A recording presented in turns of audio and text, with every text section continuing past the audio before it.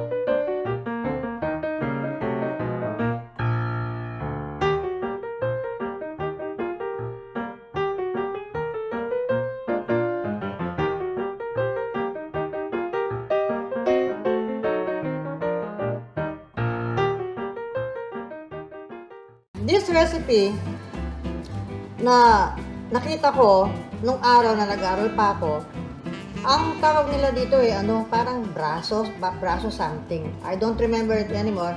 And I was not even impressed kasi hindi magandang pagkaka-present. Tapos nakikita ko sa labas ito, para siyang braso de Mercedes pero bilog-bilog na ganyan. So, corn, ha? Tapos may pinakita rin sa akin na nasa shape siya ng mais, pero it's not, I won't call it na mais talaga ang dahil yung feeling niya, kasoy. Sabi ko, korte siyang mais. Bakit kasoy ang palaman? So, inayos ko yung recipe, binawasan ko yung asukal, at nilagyan ko ng mais so that when you look at it, kaya bininyagan ko siya ng ningnang mais kasi mukha siyang inihon na mais. So, pakita mo na, Engka, kung paano yung sinasabi kong ningnang mais. Okay. Una ho natin gagawin yung filling. So, para hindi ho magbuo-buo yung cornstarch, unahin natin yung condensed milk at egg yolk.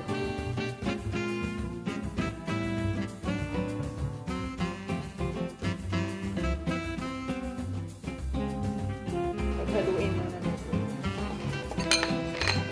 Usually ho, sa sugar natin muna ihahalo yung cornstarch, pero dito pwede na sa condensed milk. Baka yung sugar condensed milk na nandun. Bago natin i-add yung ibang liquid. So, sama-sama lang ho ito. Tapos lulutuin natin until it's very thick para ma-hold niya yung shape niya. Dahil kung lalatag ho yan, mawawala yung pabilog na shape ng ating braso or mais. Pagka mapino na, i-add na natin yung ibang ingredients.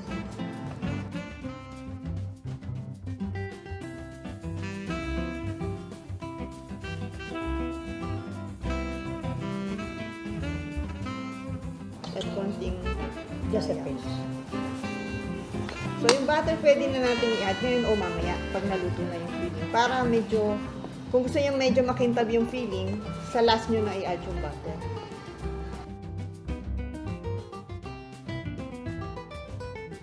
So, luluto natin to ngayon sa double boiler or bain-marie. O, gusto mo ako na maghalo niyan. Tapos, haluin lang yan hanggang ma-flame mo yung harap. Ngayon gagawin natin, pag naluto na yung palaman, gagawin muna natin yung garam. Pero hindi natin pwedeng gawin to ahead. Dahil babagsak din ho uli yung egg whites natin, kailangan ma-maintain yung pagka-aerate ng ating egg whites. So, kailangan hintayin muna natin maluto yung palaman.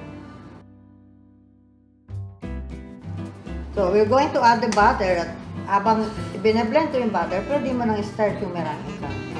So, gagawin natin ngayon ang meringue. Kailangan yung egg whites natin malinis. Walang egg yolks, walang mantika. So, una natin siyang inaligay sa mixing bowl. Tapos, whip natin at high speed.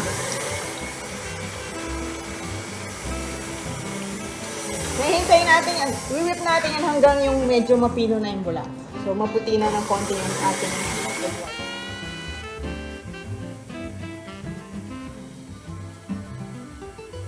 Yung pag medyo na-whip na yung whites, add na natin yung ating cream of tartar. Tapos yung sugar, gradual ho ang pag-add, medyo marami, so huwag natin biglain.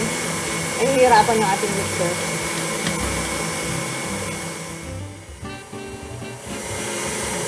I-whip ho natin yan hanggang stiff peaks. And pag tinest natin between our fingers, wala na hong buong asukal. It should be as thick as this, ha? Hold mo yung shape niya. Para hindi mag-flat yung ating braso or ninglang mais. Check na ho natin ang ating meringue kung pwede na. Stiff peaks, ayan.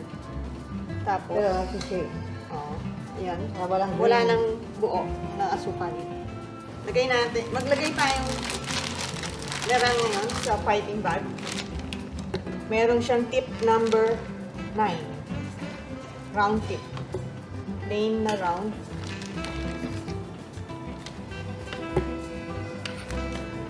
I-re-rewit mo ba uli mamaya? I-re-rewit yan. Kaya hindi natin natin naalisin yung bitter. Kasi habang tumatagal, nag-deflate yan. So, i-re-rewit yan. Nung una po, ang gamit nila dito is parang Manila paper or something like that. Tapos nilalagyan nila ng katakot-takot na grease. Sabi ko, parang matagal ata yun ah. So, Dito ko natin ipupon yung kernels ng ating mais. So, tip number 9. Yan. Tapos, aluminum foil. Madali na ho ito, no? So, ang galaw lang na kamay, up, down, up, down. Tapos, pag nakuha nyo na yung rhythm, no? Hindi tayo gumagawa ng beads. Hindi tayo gumagawa ng pearls. So, kernels dapat medyo pipi. Dapat. Dikit-dikit.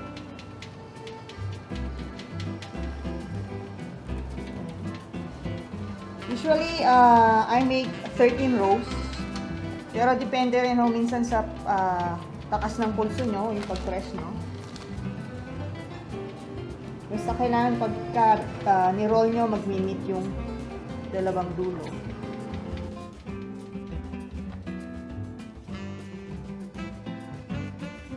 So while I'm piping, pinapreheat na ho natin yung ating toaster oven. Niluluto ito sa toaster oven para uneven yung browning niya. Parang mukha siyang inihaw na mais. So nasa ano siya, temperature niya is 200 degrees centigrade.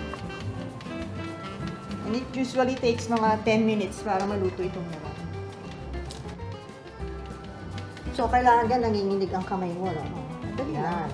Kung pasmado ka, madaling kang gumawa ng ganyan. At hindi siya kailangan pantay-pantay kasi di ba yung mga mais naman natin eh, hindi naman pantay-pantay ang kernels nun eh. Minsan sinasadya ko meron pang mas mataas. May paklang.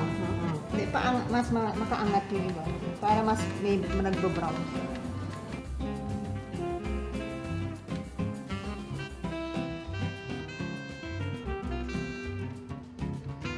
Matagal na natin pinakikita sa Manila yan eh. Kaso dito sa Pampanga, ngayon pa lang po. Ilan na? 3, 6, 9, 12. Ay, pakita nun eh. Kaya lang eh, love natin yung pet eh. Pinakita namin to. Okay, so ayan na o, yung ating kernels na ipaluto.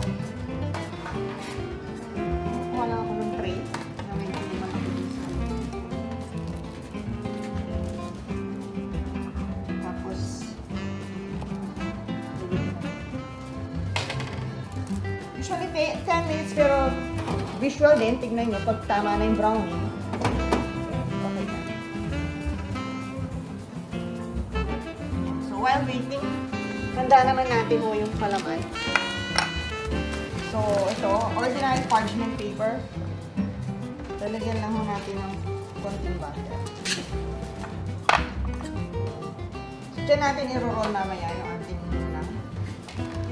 So, ordinary disposable na ano to eh. Ito ba? Tapos, kinat off ko lang mga 3/4 inch yung butas na diameter. Para kapay lang natin yung palaman natin. Muna natin siya. Gawa pa tayo. Habang hinihintay natin. Gawa pa tayo.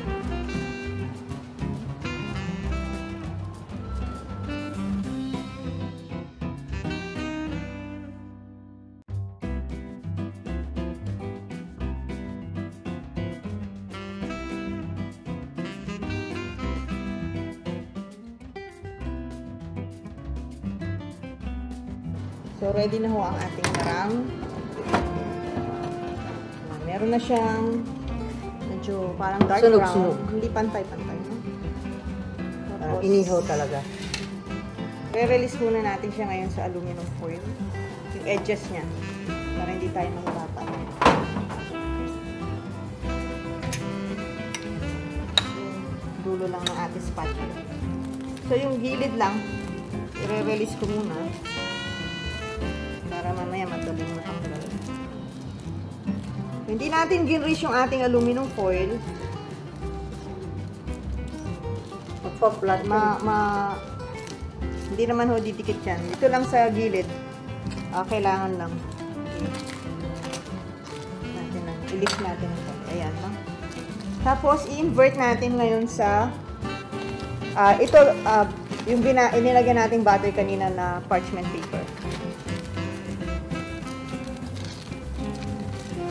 So, ayan. Luto ho hanggang ilalim. Kailangan magbo-brown din yung ilalim. Okay. Pwede ho natin i-reuse yung foil na yon. I-pipe natin ngayon yung filling. Medyo 1 inch from the end. 1 inch dito, 1 inch. And then, roll natin. No? Hindi natin pipipiin. So, again, carefully i-roll natin yan. Pero dapat hindi ma-deflate yung marang.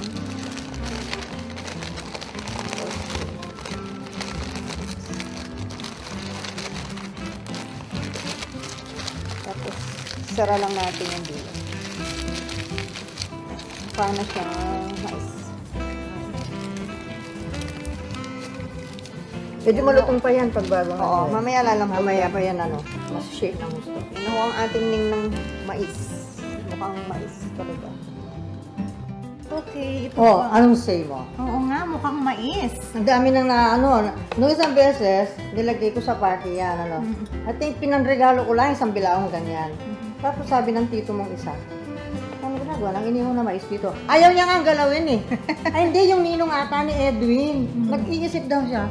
Ano ginagawa ng inihaw na mais dito sa kasama ng mga cake, mga dessert na iba.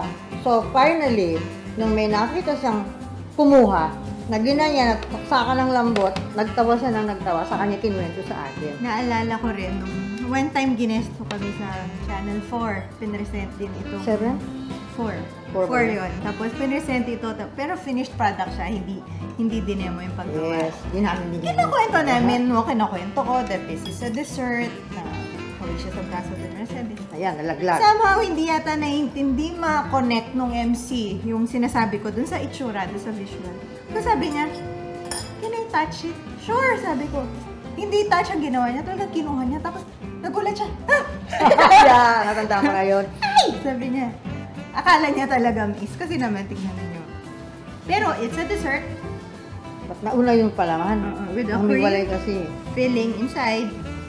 Tapos yung labas niya yung medyo na toast. Para siyang, ang best description nito, narinig ko kay Emilio, yung pamangkin ko. Sabi na, it tastes like roasted marshmallows outside.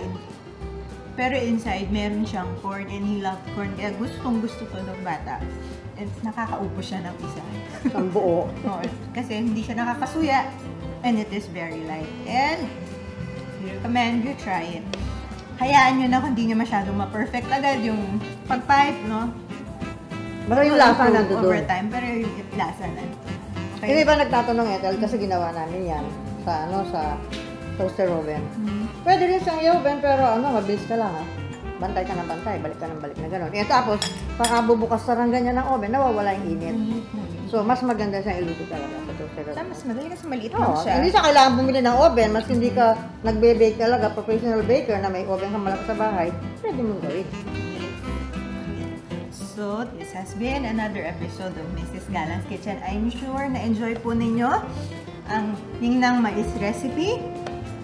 For your questions, comments, and suggestions, send us a message sa aming Facebook page, www.facebook.com/Mrs. Galang's Kitchen. Panoorin din po ninyo doon ang aming mga past episodes. Naka-upload po sila online. May enjoy na rin nila kahit hindi nila agad mapanood yung episode. Nandun lang sila. Okay? Kaya mas gagantahan natin dapat yung mga show natin. Oo nga, may free. Nakakahiya na kasi lumalabas na ng Pilipinas. Pressure na. Anyway, we hope you enjoyed our recipe for today. Maraming salamat.